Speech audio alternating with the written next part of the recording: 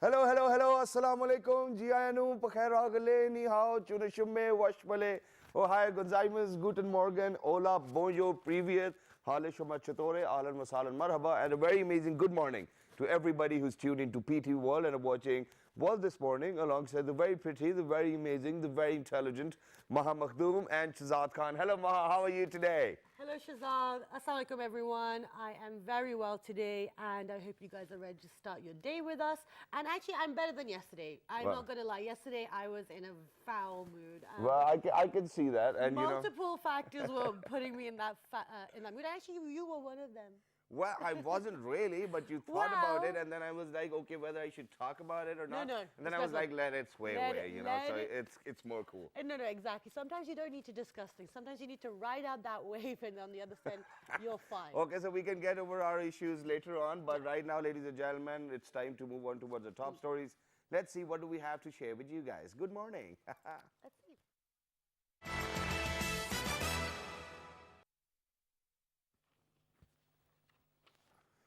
Russian President Vladimir Putin watched advanced jets carrying a hypersonic missile he has touted as invincible scream over Red Square days after the start of his fourth presidential term. Oh, arsenal. And China has launched a hyperspectral imaging satellite, Gaofen 5, as part of the country's high-resolution Earth observation project.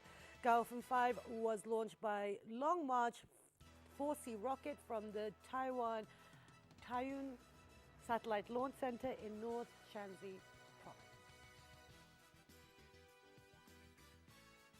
Congratulations, China. And where we move on, where a fossil finger bone dating back about 90,000 years that was unearthed in Saudi Arabia's Nifert Desert is pointing to what scientists are calling a new understanding of how our species came out of Africa en route to colonizing the world. Amazing. Oh, I just don't get it. And Faisalabad Shehdols and Gujarat Warriors will face off in the final of Pakistan's inaugural Super Kabaddi League today in Lahore. Wow.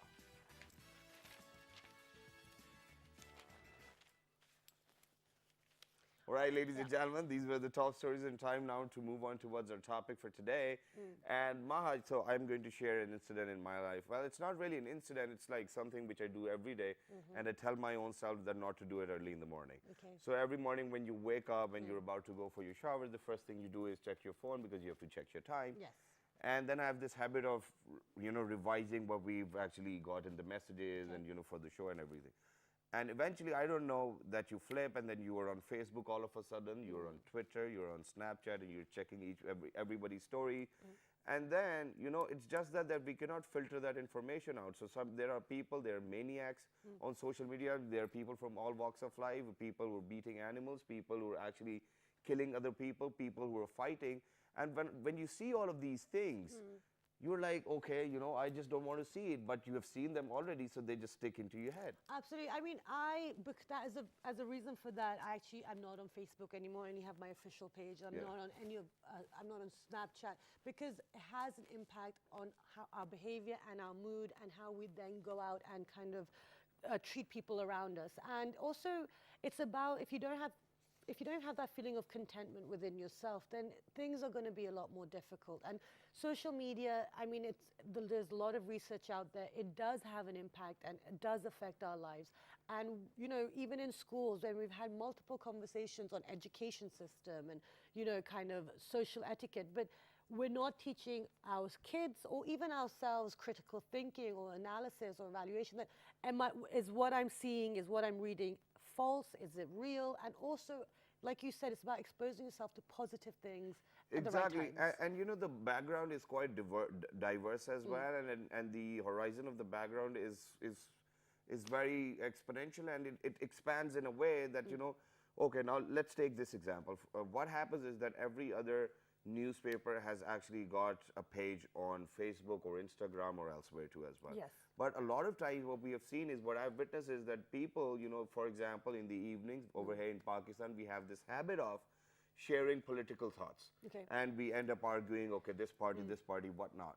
But majority of the times what I've seen is that people do not have any critical thinking process because of the fact that whatever news they read on Facebook or any other social media platform, they think that this is true, and which is not, because they don't do their research. I mean, that's why when we had that show on freedom of press as well, is that it's also the responsibility of the people who are putting out the news. However, with social media, anyone can do it. So to discuss all of this, to see what's happening and what is the way out and how to maneuver in this, because this is our world now. It's not going to go away. So we need to learn how to manage it and handle it in the best way possible. So Shahzad will do the introduction. And for that, we have been actually joined by Head of Department, Professor of Media Studies in Islamic University. He's none other than Professor Dr. Zafar Iqbal Saab. Hello, Assalamu Alaikum. How are you? Wa alaikum assalam. This is really very interesting to see the way you have started the program. Thank you very much. Well, we're Thank you, ma'am. trying to get people into what we're talking about. So let's start off with, I think, the first question. Social media these days. You're the head of the Department for Islamic University. What are you seeing that's happening? That's really very interesting because nowadays you can see that everybody is carrying a mobile in his hand, and that mobile is in fact having all the life that one can have in his, you see, that's there on the mobile. They have in fact the social media groups, and they have the friends groups, and they have the media, all sort of media are there. So that's influencing them, I mean, the whole day's activity. If you start your day with your social media, so that can, of course, as you have just said into your intro, that this can really make your day or mar your day as well at the same time. Because if you are coming up with something good, of course, that will, of course, boost your mood and will, of course, make your day. But if you are coming up with something which is absolutely acknowledging or something that is in a bad way, it has been inhuman, that is coming up, so of course would make your mood very gloomy and of course affect your day. Okay, it will. But now, as a matter of fact, what we want to talk about over here is that how do we filter out all of that information which we get? Because, we have a capacity of 5,000 friends. Let's take Facebook for an example. And then we don't know that how many people we've added just because of the fact that we wanted more likes on our pictures. These are very grave issues, but these are issues. People are paying people to get likes as well. So it's a fake world out there. Now, how do we teach ourselves to be contentful, as Maha said, and be happy with whatever information we have to share with people? That's a very interesting question, and our latest researches that has been conducted in Pakistan and across the world as well, in the developed world as well, they are in fact saying that if you have to rely solely on the social media for all kind of news consumption, whether it's social, political, or any other kind of thing, Economical, so of course that would of course be affecting you very badly. Reason being that you would be more specific towards some of the resources which might not have any kind of institutional backing. And probably creation of a few persons only or one person only. And that could be based on certain very fake data as well. So that really would be giving you a very bad picture of the world. Absolutely. So you need to, of course, rely on the multiple sources, and you have to, of course, interact with the other mainstream media organizations as well, so that you should be able to compare with what's coming on the social media and what exactly is there in the world. So that kind of comparison will, of course, keep you avoiding these kind of, bad things and bad effects. Well, addiction, I mean, social media addiction is in fact leaving you apart from the mainstream media. Okay, but so we have to avoid it. Okay, This but is why it's called cell phone. Cell phone. Cell as Also in the cell. cell and then a phone. That's clever. But now, you're going to make me forget my point. So you're talking about, when we, if you look at one source of news, it's just social media, it's negative, it doesn't give you a proper picture of everything. So you need to look at all the different outlets. However, with this new generation as well, because, they're raised on the whole technology, they're used to it, it's second nature. So watching the news, reading the newspapers, kind of exploring may not come as naturally as it does to us because we grew up on newspapers and you used to watch the 8 p.m. news bulletin every night. Yeah, so exactly. how do we get the youngsters these days to make sure that they're kind of looking at every angle, because on social media also it's catered to your interest as it is? I think that's a very important point, because we have to, of course, do not rely on whatever the social media is giving us. Okay. So the role of parents, of course, the role of the teachers, role Yes. of the educational institution, role of the all the segments that we have around, I mean, all the important institutions that we have around, family is an institution, education is an institution, economy is an institution. So these are to, of course, play their role to keep them, of course, dependent totally on the social media. Okay. Parents should guide their children. They should, of course, focus more on mainstream media. They should learn from other sources as well. So we have to, of course, divert the attentions of our youth from the social media only, because social media is, the major problem with the social media is that it is immoral and this is unauthentic. So if you are putting your children on to the use of, or maximum, or you can say addiction of the use of immoral and inhuman, or you can say the unauthentic sources, so what will be the result? Result would be, of course, very catastrophic. Okay, but Professor, Saab, this is something which I'm not going to agree to, because when we say that, social media is immoral or unauthentic or unethical, because of the fact that there's nobody producing this content at the back of this social media platform. It's all of those people around the globe who produce this content and put it onto their walls. But we do have a choice whether to view it, read it, or not.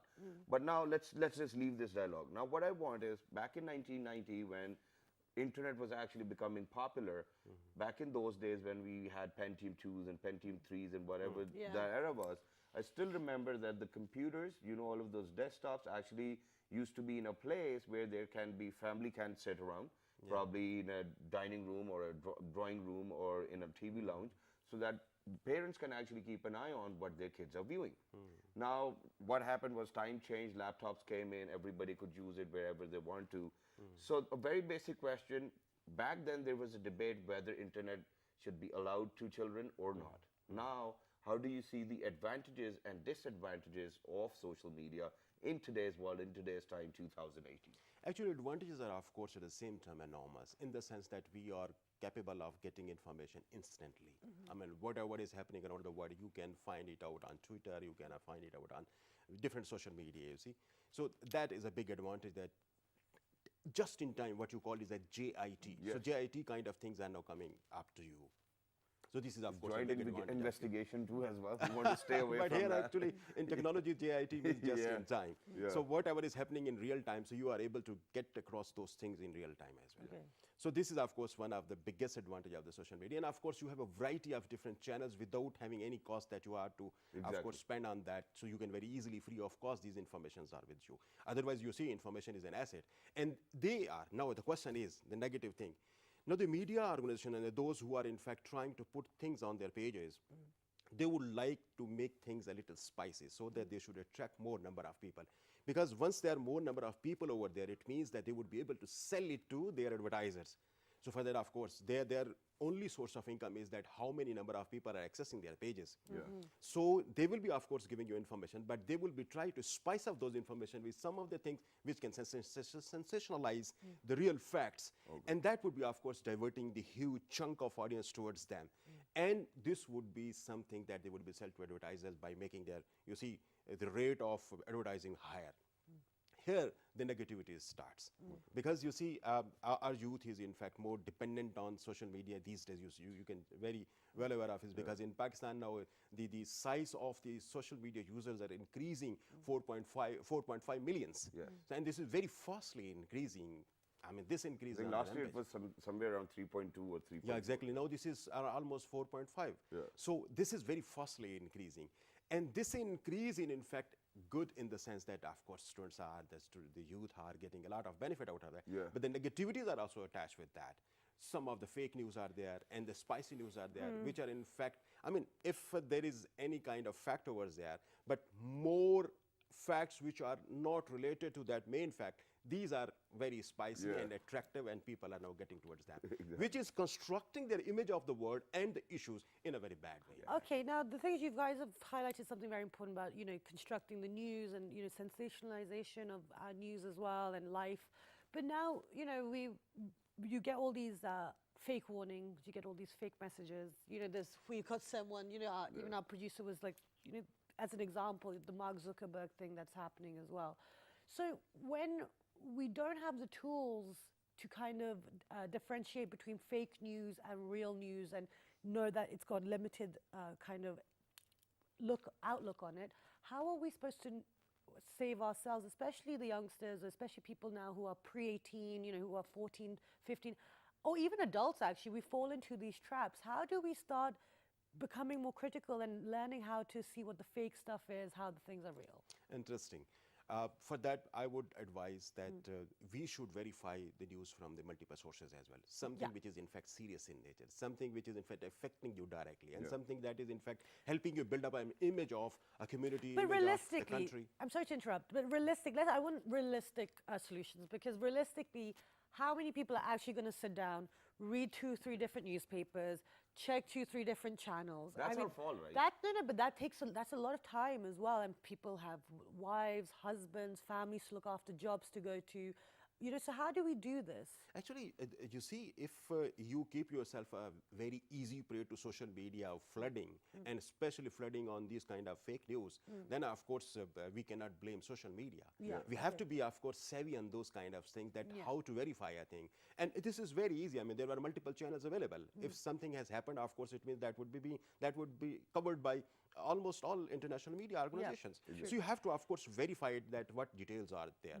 For instance, recently you are talking about the Zuckerberg. Zuckerberg was in fact sending some kind of messages or warnings that your data is in fact, that has been in use in Well, some they were other organizations as well, exposed. He yeah. wasn't telling us. He was caught, and then He he was had in to tell fact, us. yeah, exactly. Yeah. And this is which was very seriously to be taken by everybody. Yeah. Because this is a kind of warning that has been directly issued by him. So we have to, of course, recheck it from other sources as well, whether this is a fake warning or the original warning. Because recently, you might have come across this thing, that the Cambridge Analytica, Yes, that, exactly. that has in fact taken 80 million user data from the Facebook. Exactly. So they, of course, are at stake, because their whole private information are there in their pages. Now- And these are there with them. Now, this is what I'm trying to explain over here, that the problem is actually a bigger one. Because I've heard him, speaking right in front of the senator, and he was saying that, yes, Oh, we that have was not actually, good. yes, we've actually shared information when it was Trump's election, and to a company which was actually being hired by people. So how do we've got media. First of all, Facebook and Twitter are very strong. These are the news sources these days, Twitter primarily. Now, what happens is that, we are talking Twitter about individuals warriors. over here, we're talking about students, where the entire country's leadership system is actually being maligned by using one platform of such sort. How do you think we can sleep at night? Of course, that's a very difficult thing, of course. Yeah. We have to, of course, learn that what different filters are there. This is something very interesting, that whatever the software they have developed, they have given a lot many filters as well.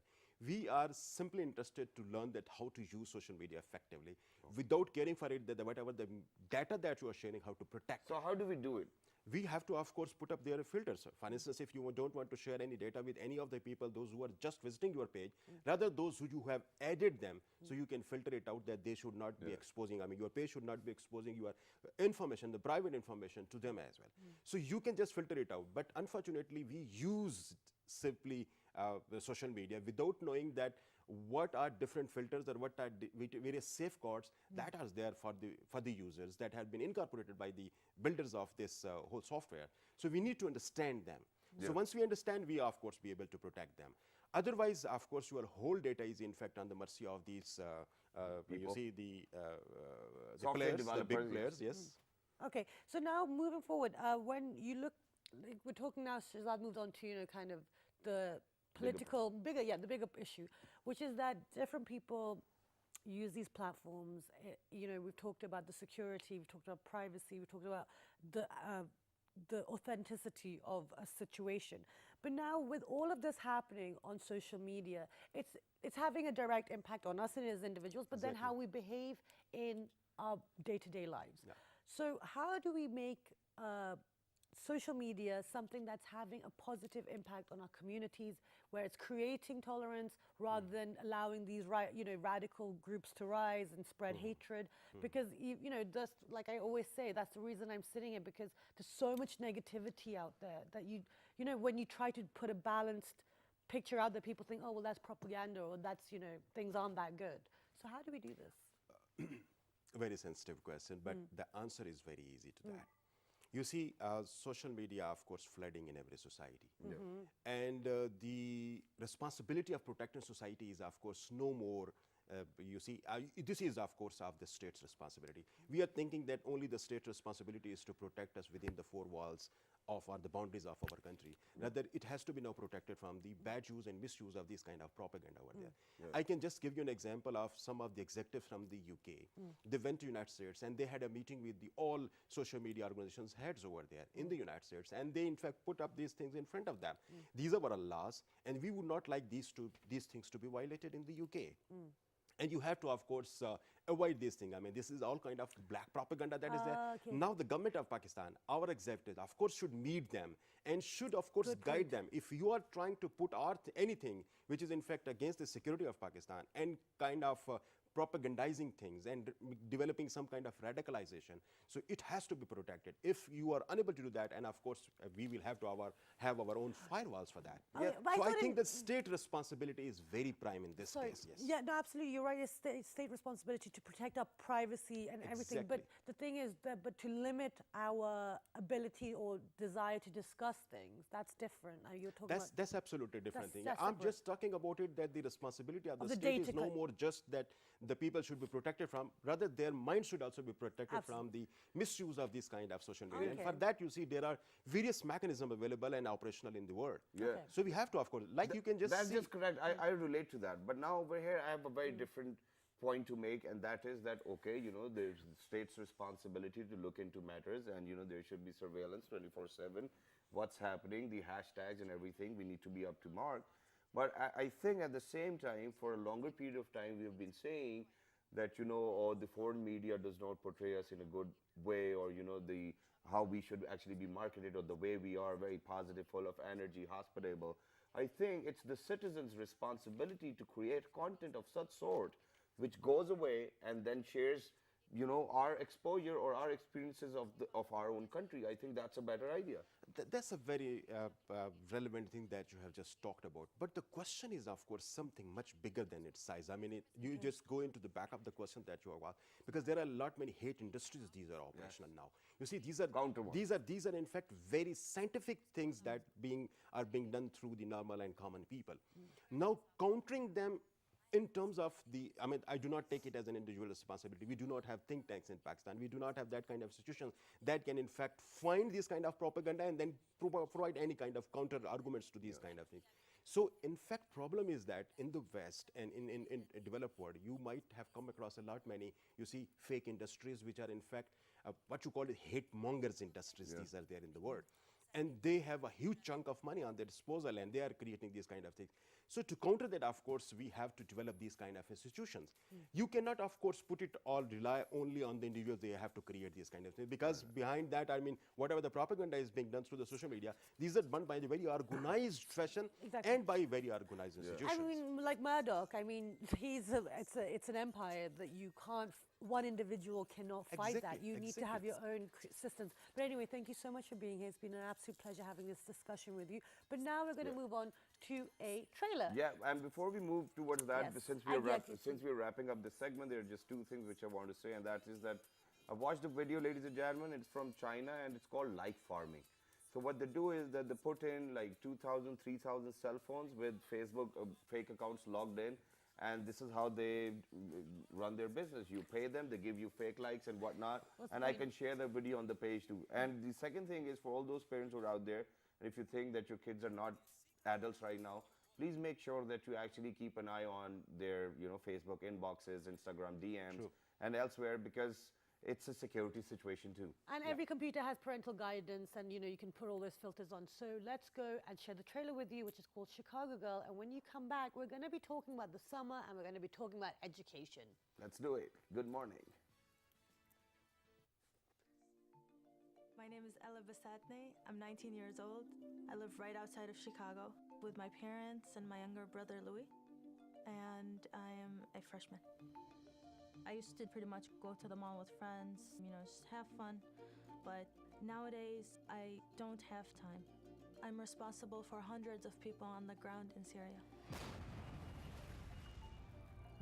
The regime there has lied to the world about slaughtering civilians. The biggest liar is the dictator himself, Bashar al-Assad. From my laptop, I'm running a revolution in Syria.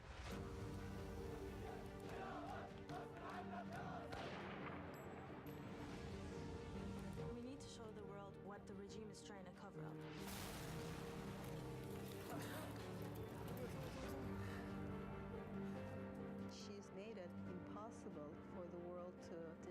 what's going on the ground in Syria. This kid in Chicago being one of the managers of this movement, it's a very 21st century form of revolution. I received a death threat sent directly to my Facebook inbox. And it said, "We know who you are, the Chicago girl. We're waiting for you in the airport, and we want to make an example out of you." I am very nervous, but my friends are facing bullets. They're facing tanks.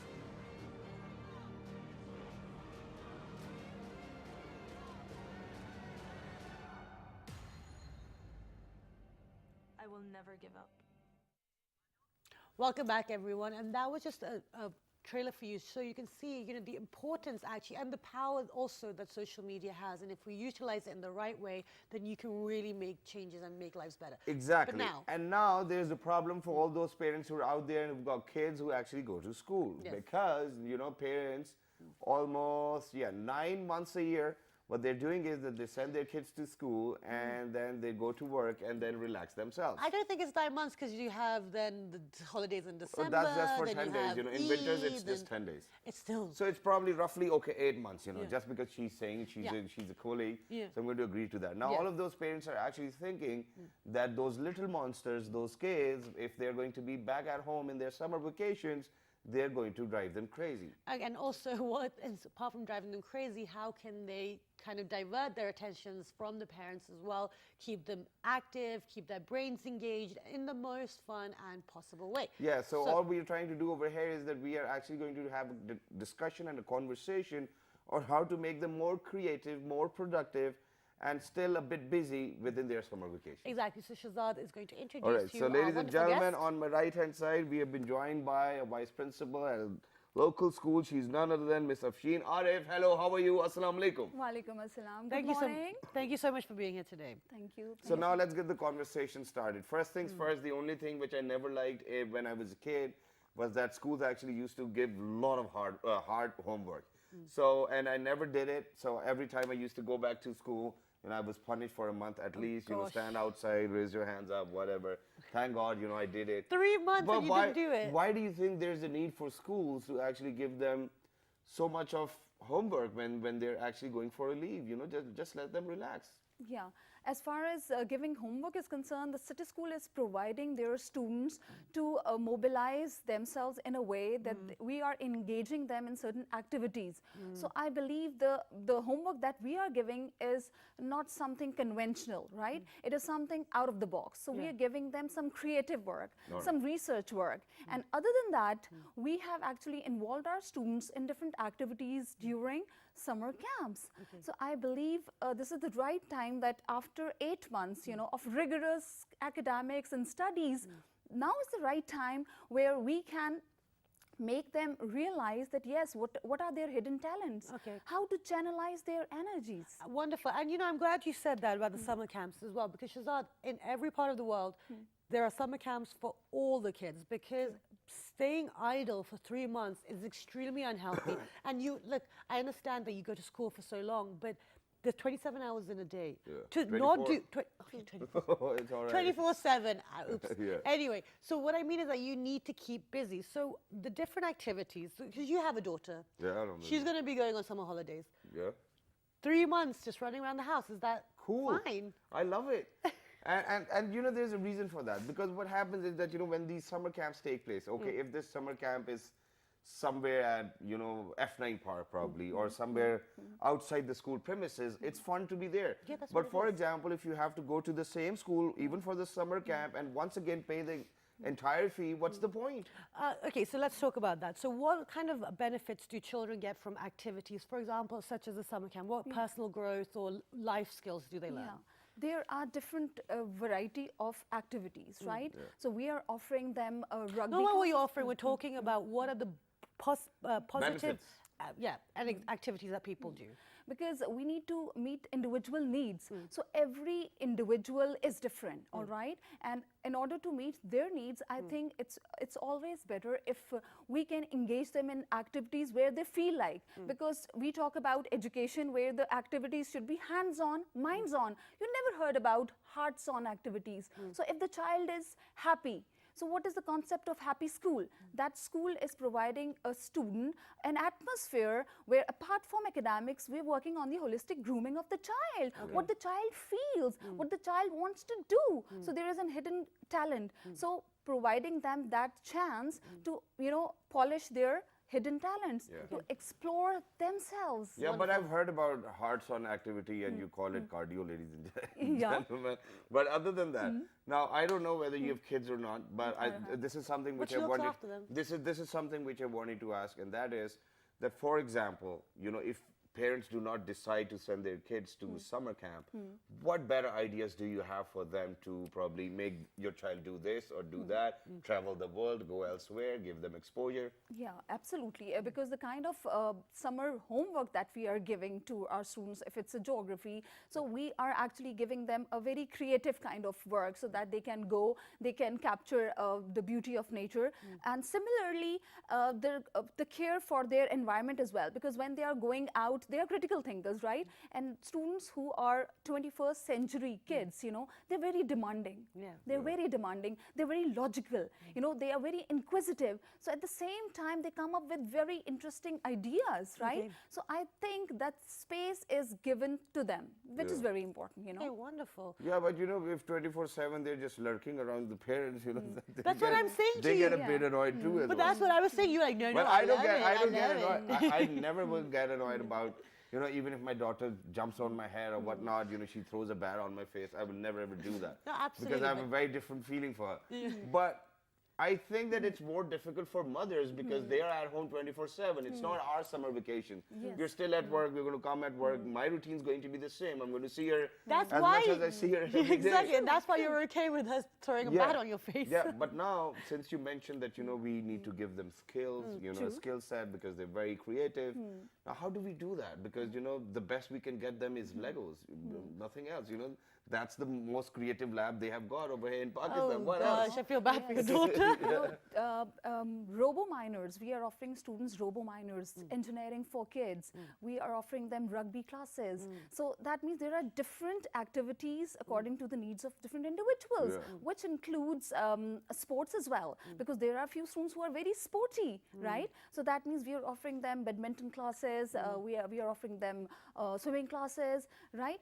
And creativity is there, so that they can be involved, they can be engaged, and ultimately they are going to utilize their summer break productively because skills are very important. Yeah. Okay, Because now we need to apart- I develop think skills. teaching them Okay. sports is a better idea. Okay, so apart from the self-growth, with these activities like sports and, kind of engineering or whatever, what about the importance of promoting community service during the summer holidays and giving back? That's a brilliant idea. And how to make them responsible citizens, you know. We talk about our society, the dilemma of our society is that we keep on blaming others, that this person is responsible, government is responsible. We have to be the agents of change. So as I'm running community service club in my school, so I have observed that our students, because we are an elite school, right? And the intended individuals and the stakeholders are students, parents, and us. So they have different demands, they have different requirements. So let me give you an example. I got a chance to take my students to an underprivileged school, right? So I have given them a feeler, that they are deprived of so many things. This was an eye-opener for them as well. So rather than cribbing about things, how they can contribute towards the society. Absolutely. And within Pakistan, there's so many opportunities to grow as a human being and in your humanity because you see a lot of struggle and pain Yeah. around. But I'm sorry that I'm actually going to pull the show in a very different direction Oh, now. no. And I'm sorry for that, that I actually have to be a scapegoat or whatnot. But these are the things which we need to highlight. Okay, because tell what us. I've seen is for somebody, for a parent, who's actually sending his or her kids to a school where you're teaching or a school where my daughter goes or anybody's goes, which we call, the privileged schools and Yes. whatnot, the system. Now, there are quite a lot of parents who just do not want their kids to actually be involved in community service. And that's the reason why they're sending their kids to your school, because they do not even work at their own homes and they don't even want them to do that. So how often do you actually come across a thought process of such sort?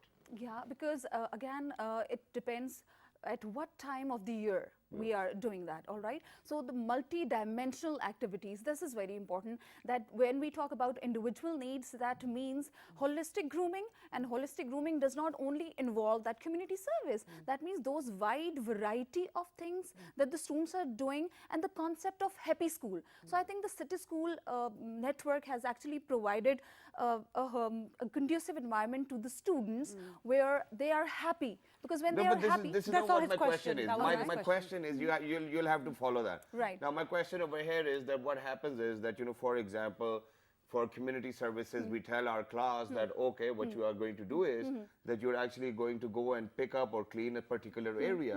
What kind of responses do you get from the parents that, okay, we read the diary and you're taking my kid to actually clean a place? No. We're not sending him to this school and paying this much amount of money to actually make him a cleaner. so we have a solution for that, because we have developed a trika between parents, students, and us. So we actually conduct different orientation meetings with the parents. So parents, they are very much on the same page with us. So whatever instructions we are giving to our students, our parents are very much involved. So that means the parents are actually, we have taken their consent as well. So they know what their child is doing. They are not apprehensive, because the organization has a strong bonding with the parents as well, all right? Yeah. And they know what their child is doing and what the administration is doing and what is the purpose of giving that task to the child, all right? Okay, so now the thing is, I think Shahzad, you've actually taken, you have taken the concern. Now, there's two issues here. The issue is the approach and the attitude of the parents when they are being so judgmental and this Yes. kind of snobbery. Yes. And then the second is, how do you educate then also the parent on top of that? Like, fine, you can have the communication. Yeah. Look, we just had a conversation downstairs. You can explain someone something till you're blue in the face. True. But if they don't want to know and they have no interest in it, because the society is constructed of such that if my kid does decide that I want to drive a bus, my extended circles will judge me, or my child. So how do we now expand those minds? Because community service is part of life. You have to do it. Yeah. Here we And I have guess to it's play. mandatory in other parts of the world. Yeah, in England, you have to. Yeah. Let me give you another aspect that why community service is important, because when our students are applying for international universities, over there is a requirement that 20 hours community service work should be there, unless and until they are not going to get admission in foreign Absolutely, yeah, you universities, wouldn't. right? So rather than just earning a degree, we are actually giving them this responsibility, a feeling of responsibility, that do not do community service just to get the certificate or to get the position in a university, but how they can contribute productively towards your society. That matters. And then, as we are dealing with mixed ability groups of students, similarly, parents are from different community, different Exactly. backgrounds. That's my question. Yeah, Yes. So yeah. how do we get But them so on are board? teachers too. Oh, yeah. So here we intervene in a way that we need to first of all identify that the parent is coming from that particular background. Okay. So we listen to them first, all right? We listen to them first, and then we guide them in a way so that they should be more receptive. You know. Okay, fair enough. Yeah, that's nice Okay, approach. that is a nice approach. there's a final question, But yeah, Shahzad. now moving towards the end, because we have to come up with solutions, and that is that you very rightly said as a teacher and a vice principal, that every individual kid which actually I'm comes senior to the school. mistress. Yeah. Okay, senior mistress, for all those people who are watching out there and are from her school, please don't make it an issue. It's my mistake. Okay, so now what happens is that, okay, every child has got their own needs. Now, for example, my daughter actually likes kitchen sets quite a lot. Yes, She's yes. got vending machines, my daughter. Aw, So she's going to sweet. fix pots and, there are fake burgers and whatnot. So you give her money, and, fake money, and she'll give you that. Now, keeping in mind that, if somebody's son's actually got love for probably cars Yeah, or, a true, shovel true. or whatnot, how do we actually plan these exercises according to their interests? Encourage them, first of all, uplift their self-esteem, whatever they are doing, because this is very important, that if the child is doing something, maybe, for example, that seems very odd to me, but for her, it's very good. So that means we need to encourage. Motivation will come, and ultimately you are going to see, once she is going to pursue a particular career, she will be successful in that career, right? Absolutely. So we need to encourage them, we need to motivate them, and appreciation of achievement is really important. Absolutely. So here I'm going to give credit to my principal, Mr. John Proctor, who is always in contact with the students. You know, if they, for example, we have an ecology club. Ecology club has got a we have a botanical garden. It is an outdoor laboratory. So we believe that classroom is not confined to four walls. So we have given our students a space where they can explore, where they can do their inquiry-based learning. And over here, I would appreciate my principal that he actually motivate the kids. He actually make them, you know, feel comfortable in an environment, right? And once they get certificates, once their pictures are uploaded on the Facebook official page of City School, so they take pride in that. Okay, wonderful. And actually, we've run out of time. Thank you so much for being here. It's been an absolute pleasure talking to you. But that's what it's all about. It's about taking part in activities. Like, you know, over here, the system is that it's all about academics. It's about numbers and grades. But the thing is, the whole world does not work like that. So it is up to the schools and the parents to make sure that the holistic approach is being taken. So there's a lot of responsibility for you guys. And the summer's coming up, so good luck. Yeah, and I've got a good news for all those parents who are out there that, you know, it has actually been instructed by, and it's a court order to all of the schools that they cannot actually receive any payment while the kids are on summer vacation. So what they're doing is that they're actually taking in fees for the previous month and then the next month and then 1 month break, and then, you know, when your kid actually goes back to school, you have to pay again. So please make sure that if your school's doing it, just go to the court and you'll be relaxed. Exactly. So with that, if you would like any information about anything we've discussed today, log on to our Facebook fan Which page, is with the name of World This Morning. our Twitter page, World This Morning without G. our Daily Motion YouTube page. World This Morning, World This Morning. Have a wonderful, and the repeat is at 11 p.m. Have a wonderful day, and we will see you bright and early tomorrow morning. Till the next time, 1, 2, 3, good morning.